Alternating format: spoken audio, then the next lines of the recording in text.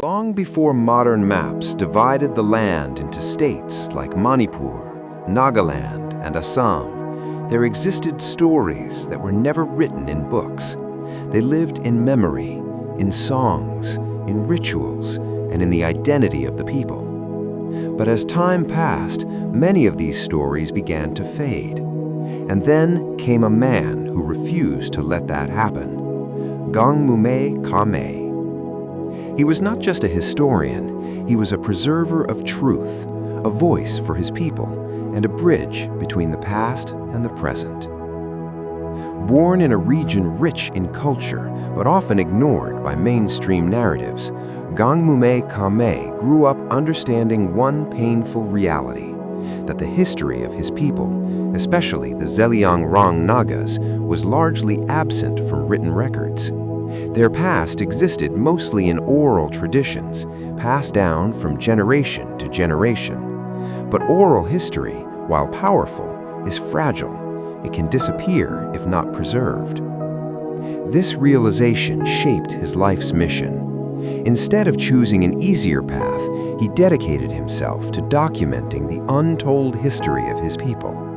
Through years of research, study, and deep cultural understanding, he produced works that would become foundational, especially his important book, The History of the Zeliangrong Nagas. Through this work, a hidden world begins to unfold. It takes us back to a place called Makel, a place that is more than just land. It is memory, it is origin, it is identity. Makel is believed to be the cradle from which many Naga tribes emerged. According to the interpretation of Gangmumei Kamei, the ancestors of the Zeliangrong people once lived here as a united community. But as time passed, they began to move, not out of conflict, but out of necessity. Population growth, search for better land, and the natural movement of people led to migration. From this one place, three closely connected groups emerged: the Zima, the Liangmai, and the Rongmei. Together, they formed the identity we now know as Zeliangrong. This was not just a division of people, it was the beginning of a journey. They moved through forests, across rivers, over hills, carrying with them not wealth, not written records, but culture, belief, and memory. Eventually, they settled across different regions, building villages that were far more than simple settlements. Each village was a complete world in itself, independent, self-governed, and deeply rooted in tradition. There were no centralized kingdoms in the way modern history describes power. Instead, authority was guided by elders, by wisdom, and by customary laws that had been refined over generations. Decisions were not imposed, they were discussed, understood, and accepted. One of the most unique institutions within this society was the morung, the youth dormitory. But calling it just a dormitory would be an injustice. It was a school of life. Here, young boys learned discipline, responsibility, culture, and survival. They were trained not only to defend their village, but also to carry forward the identity of their people. Stories were told, songs were sung, traditions were passed down. It was in the morung that history lived. Their belief system was deeply connected to nature. They worshipped a supreme deity known as Dingkao Raguan, but their spirituality extended far beyond a single concept of God. They respected the land, honored their ancestors, and believed in a world where the physical and spiritual were closely connected. Every festival had meaning, every ritual had purpose. Life itself was a form of expression. But then, history took a turn. The arrival of the British colonial power brought changes that disrupted this balanced way of life. New systems were introduced, traditional governance was challenged, cultural practices were questioned. For many communities, this would have led to silence, but not for the Zeliangrong people. This period gave rise to resistance, not just political resistance, but cultural and spiritual resistance. One of the most powerful figures of this time was Rani Gaidin Liu. She became a symbol of strength, leading her people in the fight to protect their identity and traditions.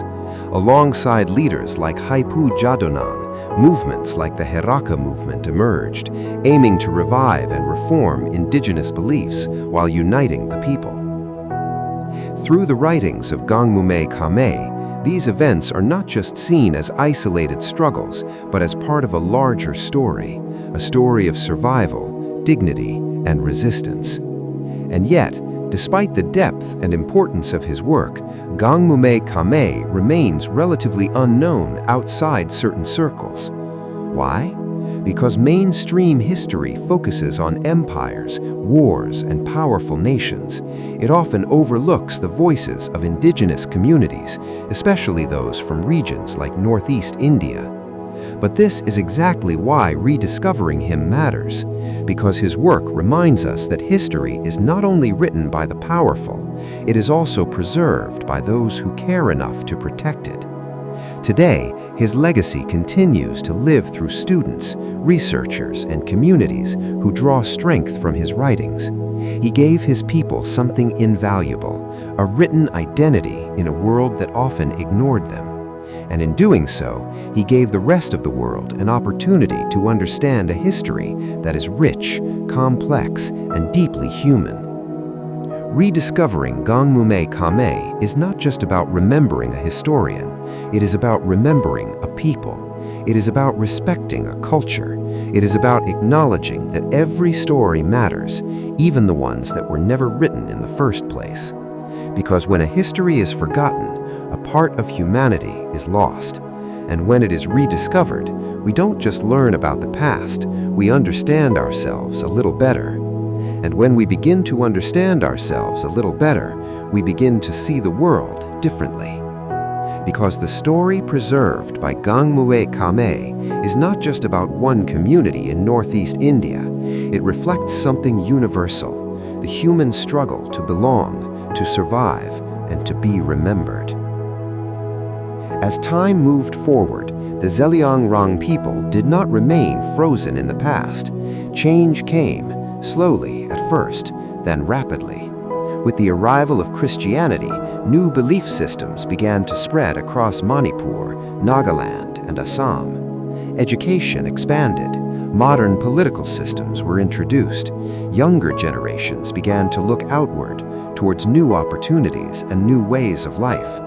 And like many indigenous communities around the world, the Zeliangrong people faced a difficult question. How do you move forward without losing your past?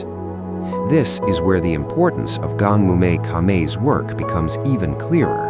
Because while the world was changing, his writings remained a foundation, a reminder of where everything began. He did not write history just to record events. He wrote it to protect identity. He showed that traditions are not obstacles to progress, they are roots that give strength. Without roots, growth becomes unstable. Without history, identity becomes uncertain. Through his work, we understand that the journey from Makel to the present day is not just a physical migration, it is a transformation of a people. A transformation that includes from oral tradition to written history, from isolated villages to connected societies, from resistance to recognition. And yet, even today, the process of rediscovery continues.